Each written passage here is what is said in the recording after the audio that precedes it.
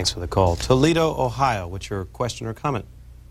Yeah, I have two quick questions. One is whether the gentleman believes that in the near future that there could come again the religious persecution against Christians that there was for so many years. And for instance, like, can people like Alexander Ogorodnikov, who was locked up for being a Christian for years and years, can he get papers and get a job now? And my other question is, since this gentleman was in the KGB at the time, when the book came out, I've always wanted to ask a Russian person this. When the book came out by Sergei Kordakov, The Persecutor, did that cause any big upset in the KGB? Starting from the last question, anything which is published about KGB upsets it. It's an organization which instinctively is absolutely, it's one of the most secret intelligence services in the world, to the point of paranoia.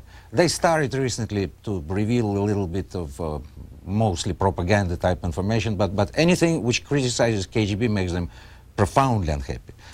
Speaking about prosecution of religion, I don't think that in future there will be prosecution of religious people in the Soviet Union or religious workers. The number of Christians, mainly Eastern Orthodox, is growing very fast, and what is very good, that a lot of young people become believers. And also, of course, Muslim religion is growing, and it is free now, Jewish religion and so forth. Speaking about a book by Mr. Gorotnikov, I'm sorry, I never read that book, that's why it's hard for me to say something. Thank you for the call. Let's go to Jacksonville, Texas. Nice to hear from you. Yes, sir. I thank you for C-SPAN. We watch it quite often here. I'd like to ask two questions. Can a person, a missionary, get into Russia now? And I'd like to also ask about the possibility of Mr. Yeltsin becoming so powerful as to finally take over everything. Thank you. I'll hang up and listen. Okay. If you're a missionary and you want to go to Russia, you definitely, I think, can get there. I didn't hear that they really, at this point, are not issuing visas, you know, to some Americans. I can't give you a guarantee, but I have a feeling that they let almost everybody who applies for the Soviet visa, they let people in. How much freedom you will have there, that is a different question. I don't know, and let's be a little bit cautious about that, but at least in Moscow I think you'll be reasonably free, and I don't think that police will be all over you or whatever. They can become much more nervous if you will decide to go from Moscow to some smaller town or whatever. Speaking about whether, as I understand, basically your second part of the question was, can Yeltsin become a dictator? And this is a good question. Mr. Yeltsin, I do not think that even if he would like to become a dictator, and Mr. Yeltsin, you know, he's an ambitious person, impulsive, very courageous, and very strong person. I respect him. But the situation, fortunately, with decommunization, if you want, of the former Soviet Union went so far that if Mr. Yeltsin even will try to become dictator, it won't work out that way. There is no way, and that is a historical thing, there is no way now for any dictatorship to happen in the Soviet Union except for one situation of which, with all this, you know, nice news about what is going on in the former Soviet Union, we have to remember, is that the possibility of civil war in the country is still there. People are very angry, and riots can start, and then some either military general or former communist bureaucrat can try for a while to establish dictatorship in Russia. We should not write off such possibility. Let's hope it won't happen. But even if such dictatorship will be established, first of all, it won't be Mr. Yeltsin, and then it won't last long, because the process is irreversible. There is no communism and dictatorship in the Soviet Union. In case you've just joined us, we're discussing recent events in the Soviet Union, or the former Soviet Union, with our guest, Stanislav Levchenko, who is a former Soviet intelligence officer. He's a graduate of Moscow State University, where he graduated in 1964. He did some postgraduate work at the Academy of Sciences of the USSR. In 1965, he joined the International Department of the Central Committee of the Communist Party of the Soviet Union and worked with the Soviet Peace Committee and the Afro-Asian Solidarity Committee, where he went on to become their spokesperson. What is the Afro-Asian Solidarity Committee? That committee still exists on paper. It's fading away. It is one of the Soviet fronts. That's the way they're called. Soviet Front is a pseudo-international democratic organization which is trying to achieve some kind of cause. But actually these organizations, which are called fronts, are under total control of Moscow, and they're financially supported by Moscow, and they existed, most of them, since 1940s. Moscow literally was manipulating and is manipulating the way they want. So Afro-Asian People's Solidarity Organization, that is one of the fronts. And years ago they were very heavily involved in being a channel for providing certain help for so-called national liberation movements in Third World, and also to PLO. I don't think that they will have much business now, but that's what they did before. It is a vicious front. Let's go back to the phones. Yakima, Washington, thanks for waiting. Go ahead. I'd like to have a little comeback when I'm done. And first, knowing this man's astuteness, I'd like to ask him what is his opinion on the effect of open boundaries, which is what we're having in the United States today, and open boundaries in Russia. I'd also like to know what you think about the book written by Frida Utterly called Lost Illusion. And I want to ask you also if you're aware of a book that was written by Tolstoy, Lev Tolstoy, called F. Chomvira, In What My Faith, in which he talks about his confessions, his religions, and the gospel in brief, which would be a very pertinent book to this time and this place. If you read this book, I'd like your attitude to me demonstrates at this time that you're as honest as Tolstoy was in when he was talking about his confessions, which is very nice.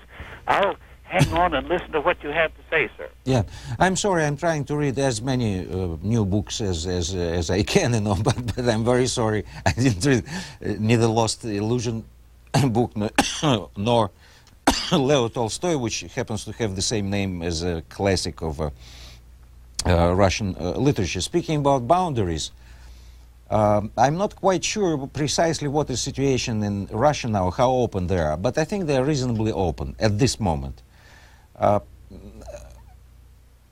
Between former republics, to get out abroad, that is much more difficult. However, majority of people who want to go abroad get Russian or other republics exit visas. The problem is, however, and we will face this problem probably within weeks, is the living standards of the Soviet people is so miserable that a lot of them will, en masse, will try to emigrate somewhere, first of all to the United States.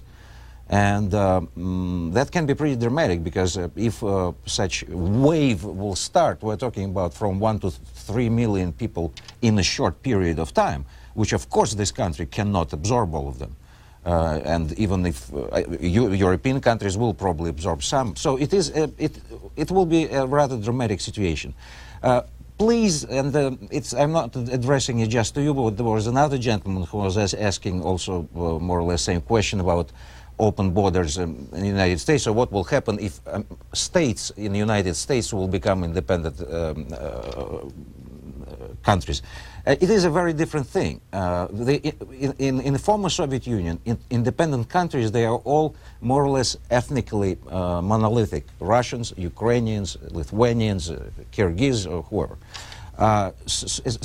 It's sometimes entirely different culture, entirely different history, entirely different traditions, or whatever. So in the United States, if states will start gaining independence, it's just you can't compare those things. Yakima, very quickly, we're short on time. Do you have a follow-up comment? I think the question might be important if you would ask the gentleman how much business pressure from international people coming there to Russia and to satellite countries and trying to establish business, because I see them leaving here by the droves. And I want to know what you know about that and trying to get over there and capture those markets. As far as I understand, yes, it is right. A lot of people trying to do some business in the Soviet Union. There is probably a few dozen of joint venture enterprises already in the Soviet Union. The problem, however, is the payments, because ruble is totally inflated. The rate of inflation currently is about 750%. $1 now costs about 115 rubles, which is just an incredible thing. And if you want to deal with the Soviet Union business-wise, you don't want to get those rubles, which are worth nothing, and you can get sacks of them, but what you'll do with them, So the problem is to establish some kind of barter relations, or, some kind of way of payments where Soviet worthless rubles will not be involved. And some people, I think, managed to do that somehow. Thanks for the call. Albany, New York. Go ahead. Hi. Hi. My question to Mr. Levchenko is, number one, is there any country which he feels poses a serious threat to the United States security right now? If so, who? It is not former Soviet Union. Yesterday, talking to my wife, I put together kind of, on the spot a joke, that Mr. Gorbachev called President Bush about this nuclear weapon codes which they carry in those cases. And my joke says that Mr. Gorbachev had to pass those codes to Mr. Yeltsin.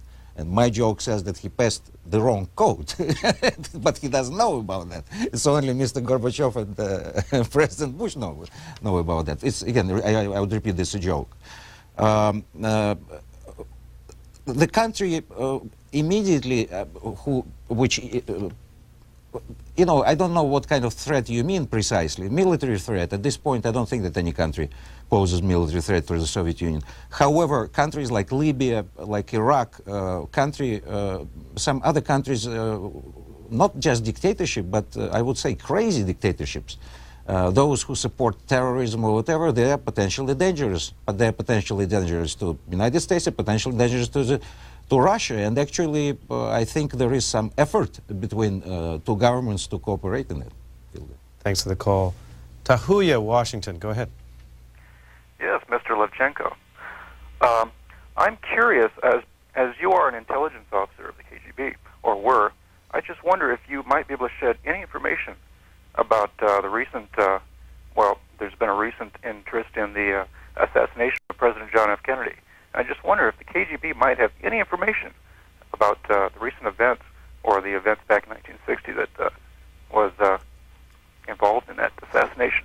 Yeah, unfortunately it's an eternal question. I did not have access to any information of that sort. My personal viewpoint is that Soviets had nothing. They were involved in all kinds of nasty things, but I don't think that they were involved in assassination of President Kennedy. It is true that Lee Harvey Oswald, the assassin, did spend 1 or 2 years in the Soviet Union after he came from Japan, and married a Russian woman. As I heard, KGB was, of course, looking very attentively at him, and they were following him, and they were collecting all kinds of information. And as I heard, again, it's not what I read or whatever, as I heard, they got the impression that Lee Harvey Oswald is a loose cannon, not quite psychiatrically all right. And as I heard, that is why they did not recruit him. Bowling Green, Kentucky. What's your question or comment? Yes, good evening, Mr. Levchenko. Good evening. I know your area of expertise is political intelligence, and so my question may be outside your sphere, but I'm interested in Russian literature and censorship. If perhaps you could just give me a very quick, very brief idea of how heavy Russian censorship was as far as Russian writers are concerned, perhaps from the academic level. Yes, thank you. Speaking about censorship before perestroika, every line which you